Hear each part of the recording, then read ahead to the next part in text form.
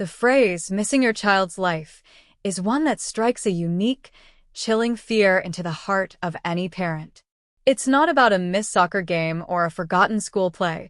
It's the haunting specter of time itself slipping through one's fingers, of milestones witnessed from a distance or through screen, of a childhood remembered but not fully shared.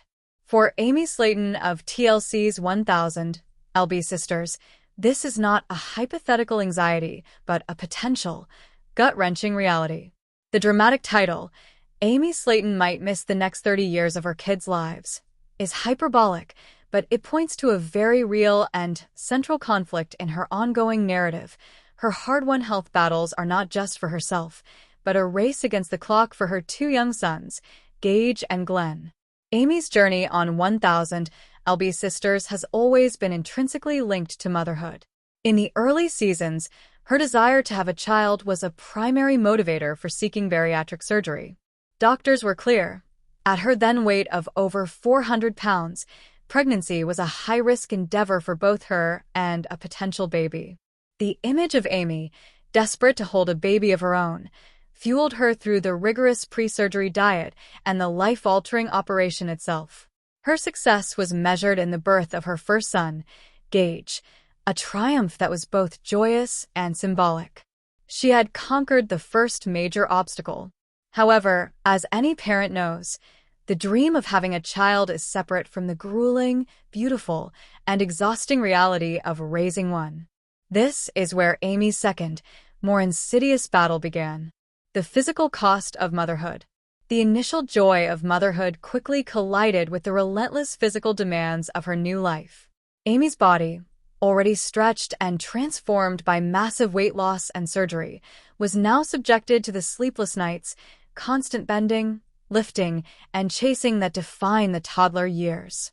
Her skin removal surgeries, while necessary, came with their own painful and lengthy recoveries, periods where she was physically unable to care for her children. We saw her struggle to get on the floor to play, become winded after short walks, and rely heavily on her husband, Michael, and her sister, Amanda. This physical limitation is the first layer of potentially missing their lives. When a parent is bedridden or in too much pain to engage, they become an observer rather than a participant. They hear the laughter from another room, but cannot join in. They see the blocks stacked, but cannot help build the tower. For Gage and Glenn, their mother's presence was sometimes from the couch or the bed, a loving but stationary figure. Every "I can't right now, baby" represents a small, missed moment of connection. Compounded over years, these moments form a chasm, one that Amy is acutely aware of. She has expressed fear that her boys will only remember her as the mom who couldn't do things, a fear that gives her fight a desperate edge. The psychological shadow and a cycle of trauma. Amy's fears are not unfounded. They are rooted in her own childhood. She and her sister Tammy were largely raised by their grandmother, Darlene, as their mother, also named Tammy, was often unable to provide consistent care due to her own health and weight-related issues. The Slaton sisters have spoken openly about the trauma of this, about feeling a lack of maternal presence. This history casts a long shadow over Amy's own parenting.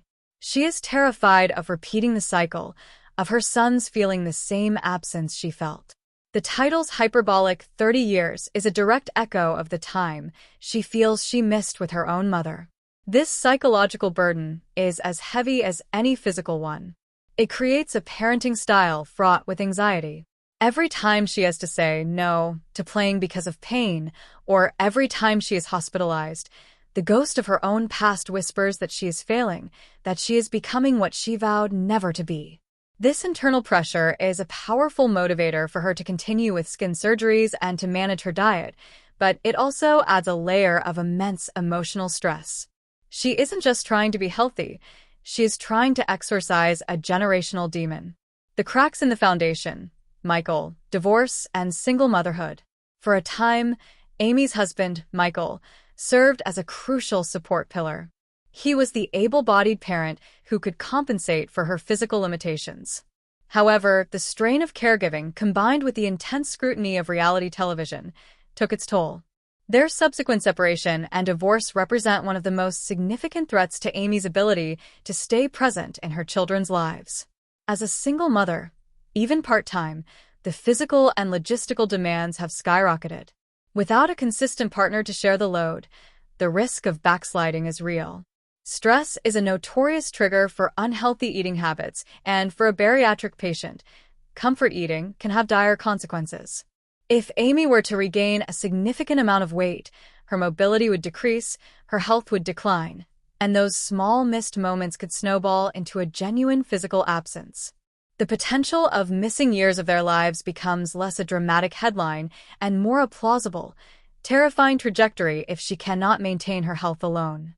A nuanced reality: the fight to be present.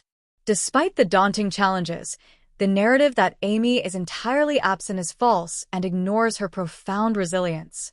The same woman who fought for weight loss surgery to have a child is now fighting to be there for them.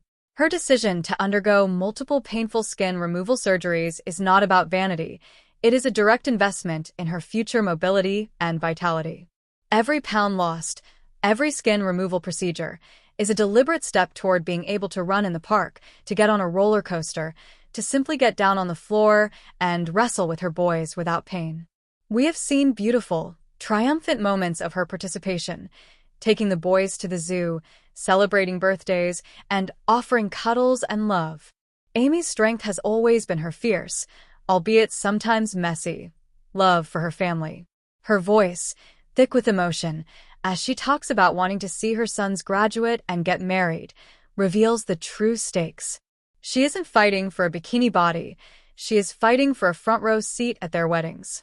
The question posed by the sensational title, "Amy Slaton might miss the next 30 years of her kids' lives," is ultimately the wrong one. The real question is not if she will be present, but how. Amy's story is a brutal, public testament to the fact that for some parents, presence is not a given.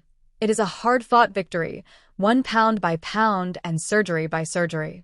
She may miss some moments. No parent is perfect, and her physical reality guarantees some limitations, but she is engaged in a daily, Herculean struggle to ensure she misses as few as possible. The next 30 years of Gage and Glenn's lives will not be defined by their mother's absence, but by the sheer magnitude of her effort to be there. Her legacy, should she win this battle, will not be one of missed opportunities, but of a mother who loved her sons so fiercely that she moved mountains and shed hundreds of pounds just for the chance to watch them grow.